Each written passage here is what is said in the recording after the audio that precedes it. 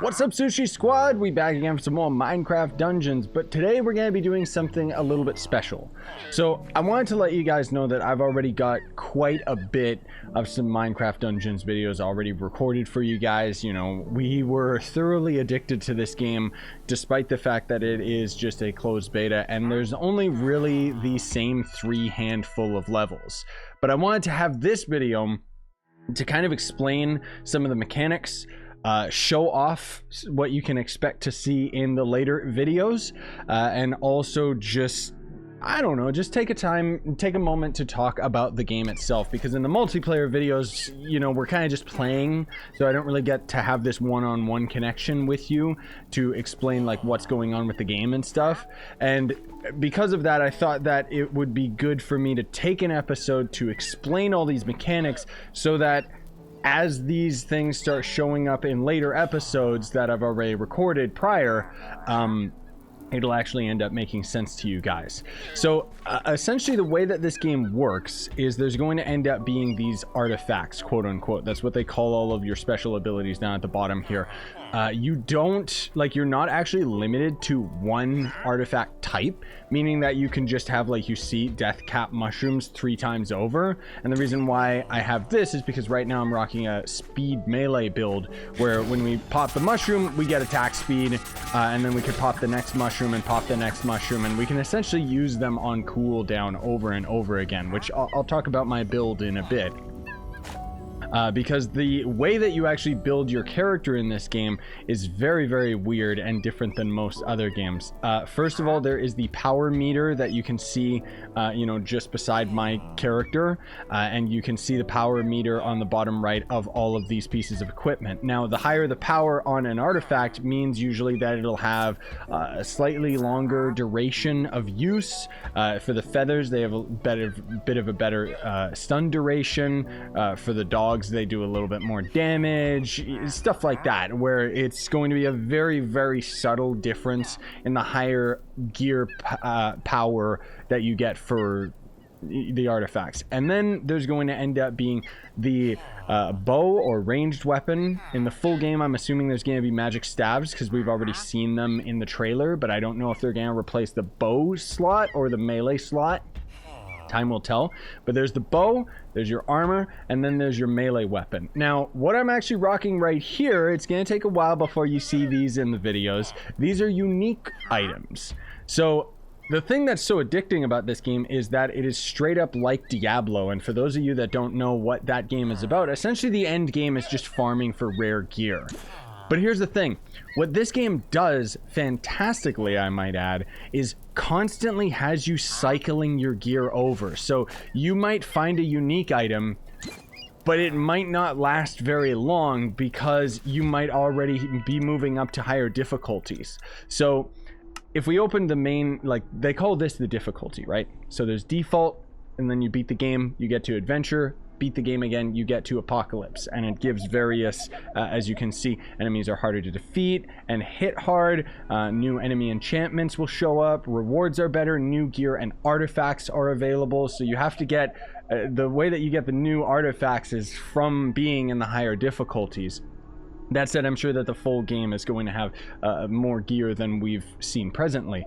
And then on top of that, when you pick the level, there's the power multiplier. I call it like a difficulty multiplier. So there's default 1, 2, 3, 4, 5, and 6, all the way up to 6 for the default difficulty multiplier, meaning that we would be able to put it up to difficulty 6 on adventure, and finally difficulty 6 apocalypse, which I'm sure is crazy as heck. So they do also show, kind of behind my face cam here, artifact drops and gear drops and stuff. It doesn't seem to show every item type. I think it's just showing the category of item depending on the location. But my point is that the higher the difficulty multiplier, the better the gear and artifact power is going to be. And that's where the higher your power, the higher the power of the gear can end up being. Like you can see, I've got this one at 36, this one's at 37. And this is where the town comes into play, because we've got the wandering merchant where we can buy artifacts from him over and over, but I've already seen all the artifacts that the closed beta has to offer, so I'm not buying anything else from him presently. You might see me buy stuff from him in the coming episodes that were recorded before we're talking about all this end game stuff as far as the beta is concerned. And then the blacksmith, he's always going to end up giving you a piece of gear appropriate to your level, so as we end up leveling up, we will end up gaining more power just in general, and as we end up getting better gear, essentially, even though the beta itself has a limited tier of gear that you can end up finding out in the world, the blacksmith doesn't seem to have any limitations. He can just keep giving you stronger and stronger gear. It's just very, very rare. He can also give you uniques as well, as you'll see in future episodes. So let's talk about the build that I'm rocking, and let's talk about enchantments a little bit, shall we? So as you level up, the best way I can put this, as you level up, you'll get enchantment tokens as represented by this icon right up here. And then for each of the pieces of gear in the world, you'll be able to put the enchantment tokens into it to invest their abilities. So you can see right here, I've got Radiance Shot and I got Multi-Shot. So originally when I found this bow, it actually had 2 different enchantment slots. As you can see later on in the game, we'll be able to get up to 3 enchantment slots. But the point is that each of the enchantment slots has multiple enchantments to choose from, but once you've chosen one, you're dedicated, man. You are stuck with it, okay?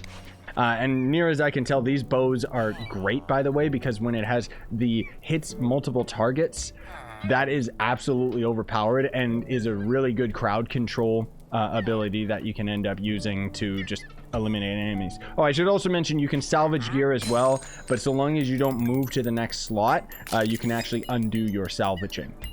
So anyways, I've got Radiance Shot, which has a 20% chance to heal, spawn a healing aura.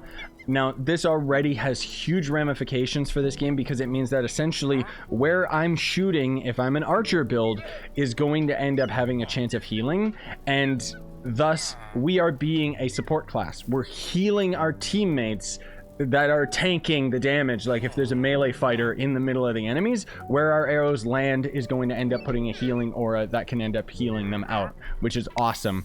And then I have Multi-Shot, which has a chance of firing 5 arrows at a time. And then this is where the movement build comes into play, is with this armor right here. So I've got speed synergy. So when activating any artifact, you gain 20% movement speed for a short time. Since I can use my Deathcap mushrooms on cooldown one after another, we can pretty much have this 20% movement speed buff all the time. But then we also have Swift-Footed, which is an insanely good ability that lets us roll. And for the entire duration, normally when you roll, you're slowed for the full 3 seconds cooldown. But now we actually get a 50% movement speed bonus, so we can literally just spam roll, as you'll see me going in the dungeon and stuff like that. And then for the weapons themselves, they've got weakening, so it's going to reduce damage of enemies by 40% for 5 seconds, and it stacks. So I just keep attacking like everything around me, and it makes me essentially very tanky just because the enemies aren't doing much damage. And then leeching, which is another very rare enchantment, at least in the closed beta, that ends up being very, very good and very powerful. So this, the unique bonus of this bow, you can see is not only hits multiple targets, but the spawns poisonous cloud. And then for the armor, we've got a 30% chance to negate damage, 20% weapon damage boost aura, and health potions heal nearby allies. These 2 perks, as far as I know, are on the wolf armor because each of the different types of armor complements a certain play style. And that's what I love about this game, and what's so addictive about it is I can't wait to see what builds people end up coming up with, because this is just as in depth as a game like Diablo 3, where you can really mess with how you want to play your character. And the end game is not only going to be about finding uniques, but finding uniques that generate with the enchantments you want. So the end game can be really, really dragged out in the funnest way possible. And then for the last laugh melee weapon, mobs drop more emeralds, and dual wielding is just kind of the perk that it always says with these. Anyways, let's do Creeper Wood, shall we, on the highest difficulty. I know that was a long, bloated explanation, but I wanted to get all that stuff out of the way so that you guys understand what's going on when this game ends up releasing May 26th. You can pre-order it. It's going to be for everything, so it's Nintendo Switch, Xbox One, PS4, and PC. near as I can tell, there was a post where they said that the game is going to end up being cross-play, so hold on to your butts, because that's just gonna, I was gonna say buckle up, but I mean, look at this. We're in difficulty 6, and it's, hey, it's no problem, man. So you'll have all sorts of different buffs that you can end up getting, like for your gear and enchantments and stuff like that. Often you might hear us refer to them as perks in the videos, so just keep that in mind. So there's a piece of gear, not really anything special. I'm a little bit out of the swing of things just because I haven't played for a couple days, honestly speaking, guys, because now that we're already at the end, like, we've essentially beaten the game at this point.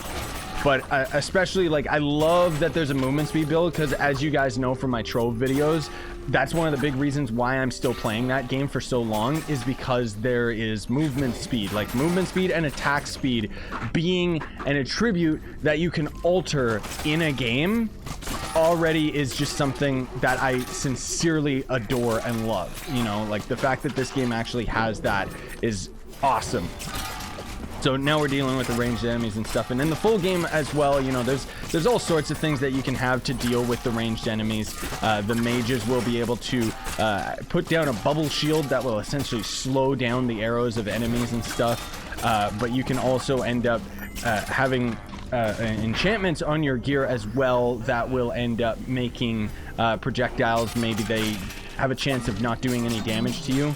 And I'll show you a quick example as well right here. This is how the dungeons work in this game. So while they're going to end up being random generated, there's a couple areas that are going to always generate the same. And this is one of them. I'm guessing the random generation is going to be a lot different in the full game rather than the beta, because they probably wanted to keep the file size down or something. But as we end up exploring these side paths and stuff that aren't related to the main quest area, you'll have a chance of getting loot. So up here, for example, that chest that just spawned, there is an RNG chance of whether the chest is going to be there. I mean, that one generally seems to be there most of the time. It's a hidden chest, so that sometimes they're invisible, sometimes they're already just in a set location. But the point is that sometimes they're there, sometimes they're not. So it pays to end up exploring and checking out the other areas, even if you know, rather than just rushing the main objective, I should say, because what this game is about is not only is the combat extremely satisfying and fun, but most of all, it's about chest farming. So you're just farming for chests, you're farming for elite mobs and stuff like that, all for the chance that you can end up getting that next piece of gear, and ultimately hoping that you'll end up getting, you know, your hands on Bad Creeper. Getting your hands on some uniques, because again, that seems like it's going to end up being what the end game is, which I love. Creepers are like so deadly in this game too if you don't know what you're doing, and I mean, it's so, like, it's just so fun, dude. Like, I highly recommend this game. Not to mention, guys, this game is literally, like, it's so cheap considering the amount of content that I already know is going to happen with this game. Like, there's easily going to be like 10-20 hours, especially if you're playing with friends, and further than that if you want to keep going for uniques and junk like that. But for me, like, I'm probably going to play this game for a very long time, hopefully, when it ends up coming out. And the point is that this game is 20 bucks, dude. On top of that, you can buy the Heroes Edition, and it's only like 10 bucks more, and will give you 2 DLC packs that are going to end up coming with the game. Now, another thing too that I want to mention is on the world map, I'll try to remember to show you guys this once I've ended up completing this objective. I don't necessarily need to be fighting like all these enemies. Look at that speed boost, Jesus. And if we use the bow as well, this is what I mean about this bow being like a crowd clearer. The bow is a little bit slower, as you can see, but it's really, really good for managing like whole groups of enemies, just because of the fact that it's like got reflective shot and, you know, deals with all of the enemies and junk. So we can go in some houses, but most of them don't really matter. The only reason I'm kind of skipping through all this is because you'll get to see us going through these dungeons plenty of times, and I just want to rush the pig, because there is an odd chance that he can end up dropping some gear. Get out of here. In the full game too, there's gonna be like Endermen and stuff like that. There's all sorts of like crazy enemies that you could have expected, and some that will be unexpected within the Minecraft universe, including a lot of new enemies as well that aren't in Minecraft. Not to mention the way that they all complement each other, so certain enemies will end up, you know, just being like the warriors, whereas others will be mages that buff them, etc., etc. And I really enjoy it. I also enjoy the fact that we can kind of optimize our pathing. So it's just, again, all about that speed. That's what it's all about for me in games, and why I find just video games fun is when you can end up speeding up and optimizing your route and everything. Like that's when it's like the funnest for me. All right, should I? Yeah, okay. Yeah, we don't have invulnerability frames when we roll, unfortunately, which is one thing that I actually don't like so much about this game. So these are gonna be elite mobs. We got lucky and generated them as sheep, which means that they literally won't do anything, but sometimes they can drop gear. They don't always. And it's hilarious how they can end up dropping on passive mobs as well, by the way. Like, just, man alive. You can always just rush to the end, so the quest can be done like in 2 seconds if you end up going through it quick enough. Oh god. Oh. And then once you end up completing the objective, you'll end up getting a new artifact out of the box. Not always like a new type, but that seems to be all you can get out of these chests. And it's just boosted swiftness. So then we can end up salvaging all of these to end up getting our emeralds up, and emeralds are strictly used on these shops. In the full game, based on the looks of the HUD here, it seems like we'll slowly unlock more shops and more things to interact with as we complete the quests. And look at that, we actually got a unique bow from him right then and there. So that's pretty cool. Excuse me. And then, as I said, the enchantments are going to end up being random on the piece of gear, so maybe it didn't end up generating with the stats that we want on it or anything, but I don't necessarily need that, so who cares? Let's just go for it. Obviously, I've been trying to kind of collect all the different uniques, but I'm not really like harboring them all. I've just got screenshots of most of them. Because that's the whole thing too, is you can go ahead and collect them if you want. A couple nitpicking things that I would hope to see in the full game is being able to select multiple items to salvage at one time instead of salvaging them one at a time. And then also I would love to be able to have a shopkeeper, which more than likely again will be in the full game, where I can remove enchantment tokens from the gear, because as of right now on the closed beta, in order for me to get these enchantment tokens back out of this bow, I have to salvage it, which is not really the best decision sometimes, because maybe I just want to experiment with a new weapon type or something rather than just destroy it. So you kind of got to be careful in that regard if you're trying to save everything. But honestly, I think that the game does a really good job of trying to get you out of the mindset of being a collector and a hoarder, and instead just delete the item, move on, you'll find something better. So last but not least, if we take a look at the map, we can actually see all the different levels available in the full game, which obviously some of them are going to end up having secret locations, because I didn't even notice until I played back the footage of, I think it was actually the last episode maybe, but we went into Creeper Woods, we found a tomb, and then we found a map that ended up actually unlocking the creepy crypt, meaning that while this swamp area right here, the swamp biome, is its own biome, there might be another location right here that is a secret location we'll unlock within the swamp, so bear that in mind. But anyways, there's a tutorial area which we can't revisit, which kind of sucks. I wish we could. And then the pumpkin patch, which is an autumn biome. Here's the hills. Up here you can actually see there's animating mine carts, so it means mines. There's probably a secret level up here, most definitely, maybe even up here on the mountains or something. Then we've got like icy fire zone, a desert biome. And then this place, like, I don't think that this is end themed. Maybe it is, maybe I'm wrong about that, but I think it's most of all just a build, because the point that I'm trying to get at is they've already said how there's going to be 2 DLCs coming with this game, and if you end up buying the heroic version of the game, you'll end up getting those 2 DLCs, right? And if you notice on the map, there's no nether and there's no end. So I'm guessing that those are probably going to end up being the 2 DLCs, unless they surprise us with some more stuff that shows up. But there's also a big chunk of the map right here, which tells me that that's probably saved for DLC. And as of right now, we've got like the little villager guy, or illager, or pillager, whatever.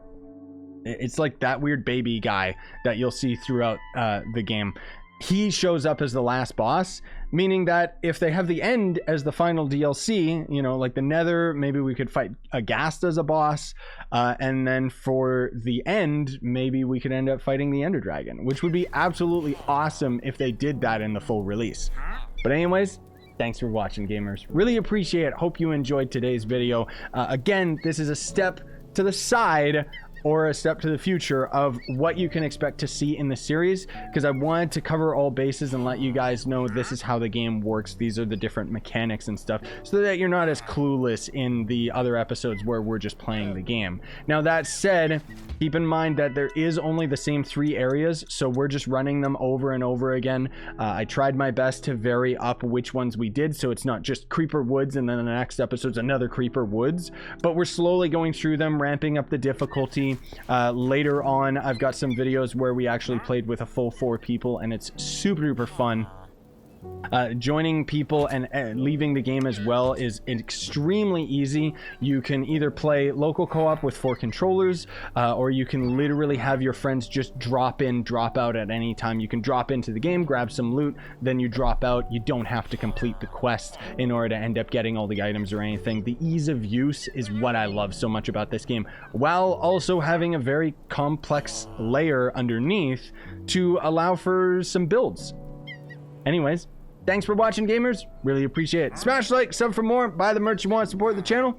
Have yourselves a great day. Really looking forward to the full game release. My God, it's so fun, like seriously.